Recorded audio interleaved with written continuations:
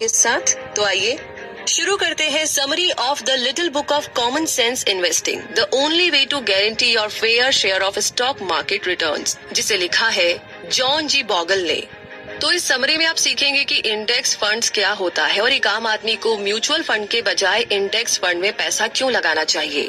वैसे कि आपको पता है कि जॉन बॉगल के इस प्रिंसिपल पर वॉरेन बुफे को भी इतना भरोसा है कि उन्होंने प्रोटेजी पार्टनर्स नाम की कंपनी से $1 मिलियन की शर्त लगा ली थी कि हेज फंड्स इंडेक्स फंड से ज्यादा रिटर्न नहीं दे सकते। अब आप सोच रहे होंगे कि ये हेज फंड इंडेक्स फंड क्या बला है, तो चिंता ना करें, हम ये सब आपको इस समरी में एक्सप्लेन करने वाले हैं। ये आपकी लाइफ की सबसे इम्पोर्टेंट समरी हो सकती है, इसीलिए इसे ध्यान से और पूरा जरूर सुनिए। तो सबसे पहले आता है don't allow a winner's game to change into a loser's game.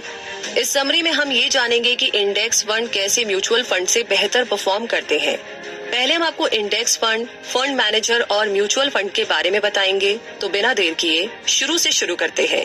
देखिए, जब भी एक कंपनी बनती है तो उसे ग्रो करने के लिए पैसा चाहिए होता है। पैसा इकट्ठा करने का एक तरीका ये है कि वो कंपनी अपना कुछ हिस्सा शेयर में कन्वर्ट कर सकता है। मान लीजिए कि कंपनी का 10% 1 लाख शेयर में बदल दिया जाए, तो इसका मतलब है कि अगर कोई उस 1 लाख शेयर को खरीदता है तो वो कंपनी का 10% मालिक बन जाता है। अब जाहिर सी बात है कि इन शेयर्स को बहुत सारे लोग खरीदते हैं ये सोचकर कि किसी दिन इन शेयर्स की वैल्यू बैंक के इंटरेस्ट रेट के मुकाबले ज्यादा बढ़ेगी, तो वो शेयर्स को बेचकर अपनी इनकम बढ़ा सकेंगे। अब जो लोग ऐसी इंडिविजुअल कंपनी खुद नहीं ढूंढ पाते, वो फंड मैनेजर के पास जाते हैं, यानी कि ऐसे इंसान के पास जिसे इन कंपनीज के बारे में नॉलेज है। ये लोग ऐसी कंपनी ढूंढने में माहिर होते हैं जो फ्यूचर में अच्छा रिटर्न दे सके। अब आप सोच रहे होंगे कि अगर हमारा पैसा डूब गया तो इसका रिस्क कम करने के लिए फंड मैनेजर लोगों के रुपए को एक कंपनी में नहीं बल्कि कई अलग अलग कंपनी में इन्वेस्ट करते हैं, यानी हमें सिर्फ पैसा देना है। मान लीजिए कि आपने 1 लाख रुपए दिए, मैंने 2 लाख रुपए दिए और भी दूसरे लोगों ने अपने अपने हिसाब से पैसे दिए, तो फंड मैनेजर सारे पैसों को अलग अलग कंपनी में लगा देगा और उससे जितना भी फायदा या नुकसान होगा वो हम सब मिलकर के झेलेंगे। तो इसे ही म्यूचुअल फंड कहा जाता है। इंडेक्स फंड भी कुछ कुछ म्यूचुअल फंड की तरह ही होता है, लेकिन उसमें पैसा फंड मैनेजर की मर्जी की कंपनी में नहीं बल्कि पहले से बनाए गए कुछ रूल्स के बेसिस पर पैसा लगाया जाता है। जैसे अगर हम अमेरिका के इंडेक्स S&P 500 की बात करें तो इस इंडेक्स फंड में पैसा हमेशा अमेरिका की टॉप 500 कंपनीज में उनकी मार्केट कैप के हिसाब से ही लगाए जाते हैं। वैसे ही इंडिया में निफ्टी 50 नाम का इंडेक्स फंड है, यानी अगर हम इस इंडेक्स फंड में पैसा लगाते हैं तो वो हमारे पैसे को इंडिया की टॉप 50 कंपनीज में उनके मार्केट कैप के हिसाब से लगा देंगे। तो ये सब समझना इतना भी मुश्किल नहीं है ना। इस समरी में जॉन ने ये बताया है कि कोई भी म्यूचुअल फंड लॉन्ग रन में किसी भी इंडेक्स फंड को मात देकर आगे नहीं निकल सकता, इसीलिए हमें अपना पैसा हमेशा इंडेक्स फंड में लगाना चाहिए। तो आइए जानते हैं कि उन्होंने ऐसा क्यों कहा। उसके लिए हमें समझना होगा अ पैरेबल, यानी कि गोट्रुक्स नाम का एक रईस भरा पूरा परिवार था। उन लोगों ने अमेरिका के मार्केट के सारे शेयर्स खरीद लिए थे। जब भी कोई कंपनी ग्रो करने के लिए अपना शेयर मार्केट में निकालती तो वो उसमें पैसे इन्वेस्ट कर देते। इस तरीके से वो और ज्यादा अमीर होते जा रहे थे। इस परिवार का हर मेंबर अमीर हो रहा था और बहुत ही खुश था। लेकिन कुछ टाइम के बाद परिवार के कुछ मेंबर्स एक्सपर्ट की सलाह पर डिसीजन लेने लगे। क्योंकि सारे शेयर्स गोट्रुक्स परिवार में ही थे, तो एक्सपर्ट्स ने उनसे कहा कि वो कुछ शेयर्स अपने कजिन्स को बेच दे और बदले में उनसे दूसरी कंपनी के शेयर खरीद ले। इससे ये फायदा होगा कि जो कंपनी अच्छा परफॉर्म कर रही है उसके शेयर्स से उनके कजिन्स को नहीं बल्कि उन्हें फायदा होगा। उन लोगों ने बिल्कुल वैसा ही किया, लेकिन रिटर्न बढ़ने के बजाय कम होने लगे।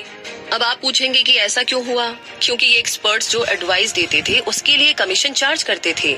थोड़ा टाइम बीतने के बाद गोट्रुक्स परिवार को लगा कि भाई उनका ये प्लान तो काम ही नहीं कर रहा है। इसीलिए उन्होंने सोचा कि उन्हें और भी ज्यादा एक्सपर्ट लोगों की जरूरत है, जिन्हें और भी ज्यादा नॉलेज हो और जो बेहतर तरीके से उनके शेयर्स को मैनेज कर सके। अब वो और भी ज्यादा मैनेजर्स को हायर करने लगे। अभी उन्हें इन मैनेजर्स को भी फीस देनी पड़ती थी। इसके साथ साथ जब भी शेयर्स खरीदा या बेचा जाता है तो उसके लिए भी उन्हें कमीशन देना पड़ता था। इन मैनेजर्स ने अपनी कमाई को बढ़ाने के लिए जरूरत ना होने के बावजूद भी शेयर्स खरीदना और बेचना शुरू कर दिया। इन सब की वजह से गोट्रुक्स परिवार को अपनी इन्वेस्टमेंट पर कम रिटर्न मिलने लगा। यहाँ तक कि कई बार तो उन्हें भारी नुकसान भी हुआ।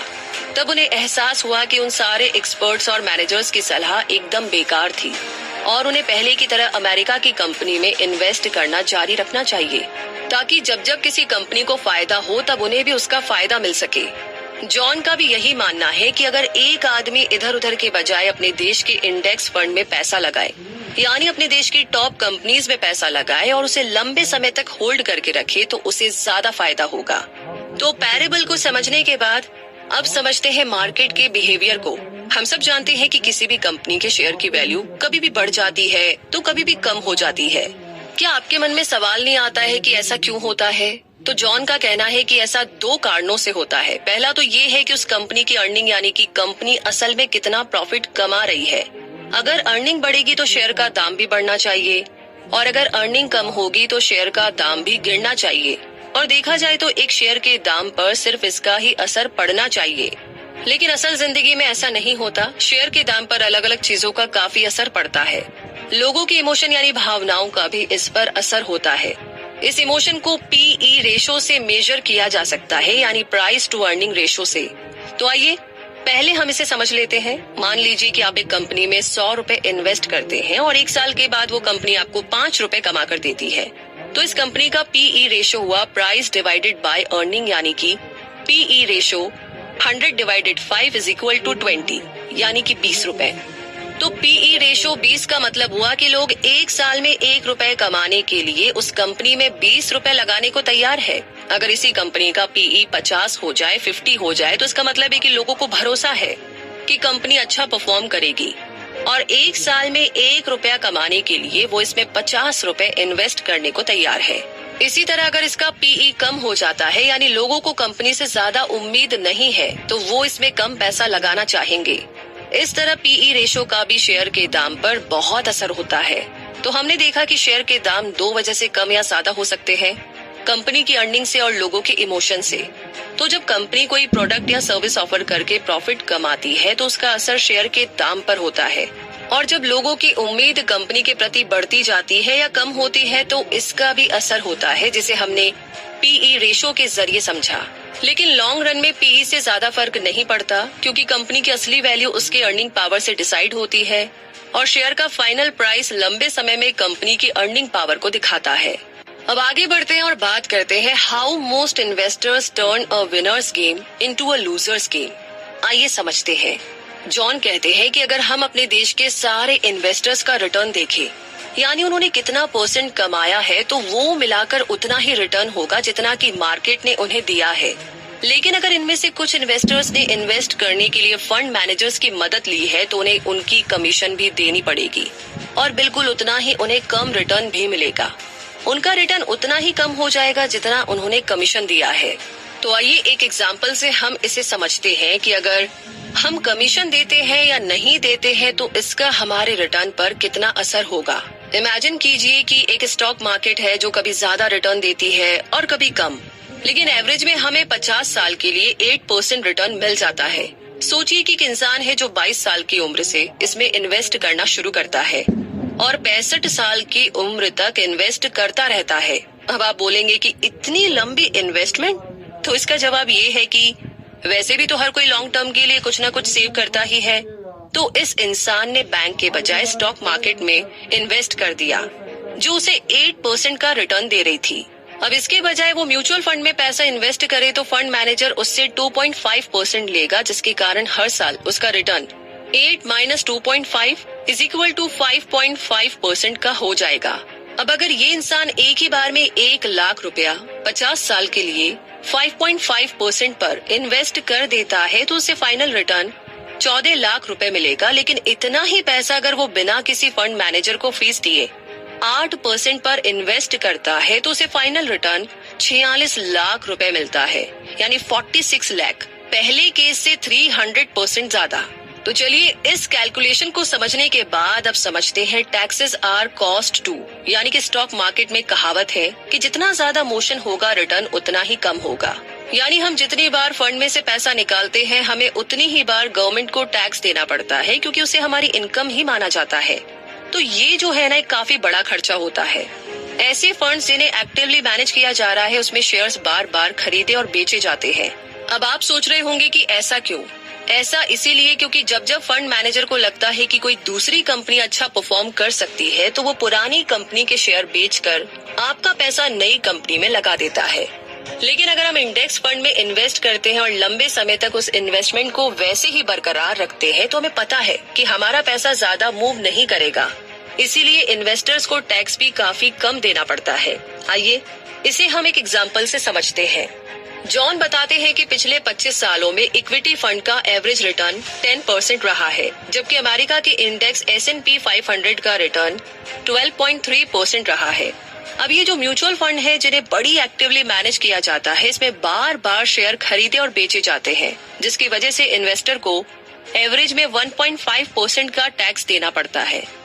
इस वजह से फंड का रिटर्न 10 - 1.5 = 8.5% ही रह जाता है।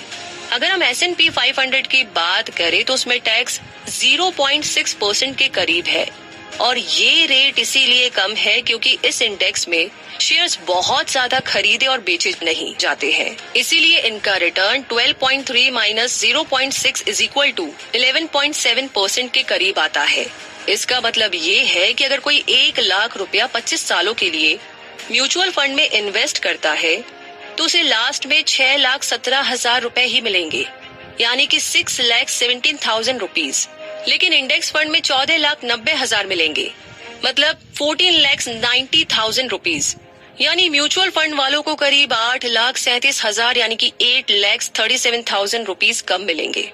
तो इस कैलकुलेशन को समझने के बाद अब आते हैं हम मुद्दे पर, यानी कि सिलेक्टिंग लॉन्ग टर्म विनर्स। कहने का मतलब ये है कि हमें किस फंड में पैसा लगाना चाहिए। तो इसके लिए कहावत है कि don't look for the needle, by the hashtag.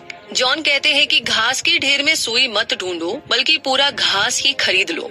अब इसे स्टॉक मार्केट के कॉन्टेक्स्ट में बोले तो अगर हम सिर्फ उन कंपनीज को ढूंढने में लगे रहेंगे जो इंडेक्स फंड को बीट कर सकती है और उससे ज्यादा रिटर्न दे सकती है, तो ये तो एक लूजर की गेम हुई। इसके बजाय ऐसी कंपनीज में इन्वेस्ट करना चाहिए जो पहले से ही टॉप पर है। इन शॉर्ट अपने देश का ही इंडेक्स फंड ही खरीद लो।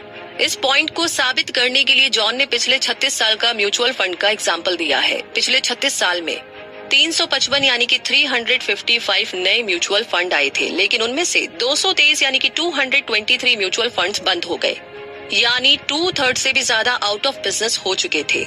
इतना ही नहीं, जो बचे थे उनमें से 60 ने यानी कि 60 ने इंडेक्स फंड के मुकाबले काफी ज्यादा खराब परफॉर्म किया।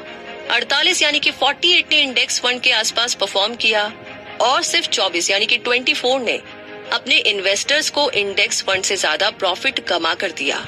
असल में इन 24 में से भी ज्यादातर म्यूचुअल फंड्स ने शुरू में ही अच्छा परफॉर्म किया था जब इनका फंड साइज छोटा था। और जैसा कि वॉरेन बुफे कहते हैं, a fat wallet is the enemy of superior returns, यानी जिनकी जेब में ज्यादा पैसा होता है वो बिना सोचे समझे लापरवाही से कहीं भी पैसा इन्वेस्ट कर देते हैं, इसीलिए उनके रिटर्न्स कम हो जाते हैं। इस तरह लास्ट में सिर्फ 3 ऐसे म्यूचुअल फंड थे जो बंद नहीं हुए और इंडेक्स फंड के रिटर्न को बीट कर पाए, यानी 1% म्यूचुअल फंड भी लॉन्ग टर्म में इंडेक्स फंड को मात नहीं दे सके।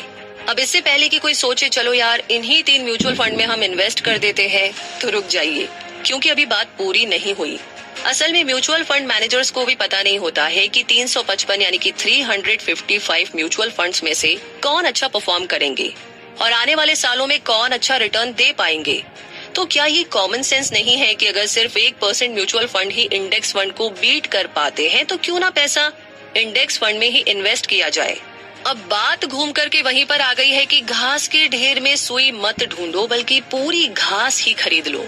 तो इसे आप इस तरीके से सोचिए कि अगर आप एक डाइस भी रोल करते हैं तो किसी भी नंबर आने का चांस 1/6 होता है, यानी 16.66%, और यहाँ पर इंडेक्स फंड को बीट करने का चांस तो सिर्फ 1% से भी कम है। तो आप इस बारे में जरूर सोचिए। आगे बढ़ते हैं और अब समझते हैं focus on the lowest cost funds, यानी कि हम जानते हैं अब तो कि अगर आप किसी एक्सपर्ट या मैनेजर से इन्वेस्टमेंट की टिप लेते हैं तो आपको उन्हें फीस भी देनी होगी और वो आपसे जितना पैसा लेंगे आपका रिटर्न उतना ही कम होता रहेगा। किसी भी म्यूचुअल फंड की सबसे बड़ी कॉस्ट होती है एक्सपेंस रेशो। एक्सपेंस रेशो का मतलब है कि हमारे पैसों को मैनेज करने के लिए और एडवर्टीजमेंट करने के लिए हमसे जो कॉस्ट ली जाती है। म्यूचुअल फंड में मैनेजर ज्यादा एक्सपेंस रेशो चार्ज करते हैं, इसीलिए ये 1 से 2% तक चला जाता है। लेकिन यही कॉस्ट इंडेक्स फंड में सिर्फ 0.1% के आसपास होता है। तो इसे समझने के बाद अब जानते हैं कि बेंजामिन ग्राहम इंडेक्स फंड्स के बारे में क्या बोलेंगे। इन्वेस्टमेंट पर लिखी गई सबसे popular book the intelligent investor और सिक्योरिटी एनालिसिस के ऑथर बेंजामिन ग्राहम के इंडेक्स फंड के बारे में क्या विचार है, क्या थॉट है। तो वैसे तो बेंजामिन इंडेक्स फंड मार्केट में 1949 यानी कि 1949 तक आए ही नहीं थे। फिर भी उन्होंने एक बात कही थी जो कि इनडायरेक्टली इंडेक्स फंड्स के पक्ष में ही थी। उन्होंने कहा था कि ज्यादातर इन्वेस्टर्स के पास ना तो इतना टाइम होता है और ना ही इतनी दिलचस्पी और लगन होती है कि वो हर टाइम बिजनेस के बारे में ही पढ़ते रहे। इसीलिए उन्हें अपने पैसे डिफेंसिव पोर्टफोलियो में इन्वेस्ट करना चाहिए और उससे जितना भी रिटर्न मिले उसी में संतुष्ट रहना चाहिए। जब आप अपना सारा पैसा किसी एक कंपनी में ना लगाकर अलग अलग कंपनीज में लगाते हैं तो उसे पोर्टफोलियो कहा जाता है। अक्सर लॉस का रिस्क कम करने के लिए कुछ ऐसे शेयर में पैसा लगाया जाता है जो ज्यादा रिटर्न तो नहीं देते, लेकिन उनमें पैसा डूबने का खतरा काफी कम होता है।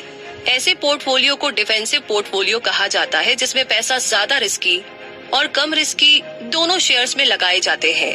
बेंजामिन ने ये भी कहा था कि वॉल स्ट्रीट का मकसद बिजनेस करना है और इन्वेस्टर से जो कमीशन मिलता है मार्केट उसी बेसिस पर चलता है, जिसका मतलब है कि इस मार्केट का नेचर ही ऐसा है कि इन्वेस्टर को बहुत ज्यादा रिटर्न नहीं मिल सकता।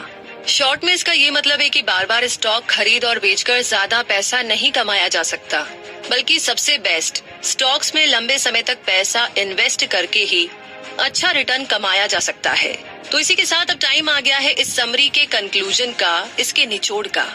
तो इस समरी में सबसे पहले हमने ये जाना कि फंड मैनेजर वो होता है जो हमारे पैसे अलग अलग कंपनी में इन्वेस्ट करता है। फिर हमने समझा कि म्यूचुअल फंड वो होता है जिसमें बहुत सारे लोग पैसा लगाते हैं और फंड मैनेजर अपनी कैलकुलेशन के हिसाब से उसे इन्वेस्ट कर देता है। यहाँ फंड मैनेजर को एक्टिव होकर इसे मैनेज करना पड़ता है। फिर हमने समझा कि इंडेक्स फंड भी म्यूचुअल फंड जैसा ही होता है, लेकिन यहाँ पर पहले से कुछ रूल्स बनाए हुए होते हैं जिसके हिसाब से पैसे इन्वेस्ट किए जाते हैं। इसीलिए फंड मैनेजर को इसे ज्यादा एक्टिव होकर के मैनेज नहीं करना पड़ता, जिसकी वजह से इंडेक्स फंड में एक्सपेंस रेशो काफी कम होता है।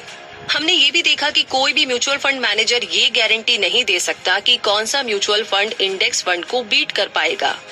और पिछले 35 साल के रिकॉर्ड के हिसाब से 1% से भी कम म्यूचुअल फंड्स ने इंडेक्स फंड के रिटर्न को बीट किया था, जिसका मतलब है कि अगर हम अपने देश के इंडेक्स फंड में पैसा लगाए तो वो कई गुना बेहतर होगा। हमने इस टॉपिक पर बेंजामिन ग्राहम के नजरिए को भी समझा। इस इन्वेस्टमेंट मार्केट का नेचर ही ऐसा है कि ये तभी ग्रो करेगा जब मैनेजर्स को कमीशन मिलेगा, और ज्यादा कमीशन तब मिलेगा जब शेयर्स बार बार खरीदे और बेचे जाएंगे, जिसका सीधा साधा मतलब है कि इन्वेस्टर्स को रिटर्न कम मिलेगा। तो अब जब आप इस फर्क के लॉजिक को समझ गए हैं तो सोच समझकर अपनी जमा पूंजी को इन्वेस्ट करें। तो दोस्तों, इन्हीं सारे कॉन्सेप्ट और इतनी अमेजिंग नॉलेज के साथ ये समरी यहीं पर समाप्त होती है, लेकिन हमारी जो पैसा कमाने की, आगे बढ़ने की जर्नी है वो हमेशा एक और नई समरी के साथ ना थोड़ा और आगे बढ़ती है।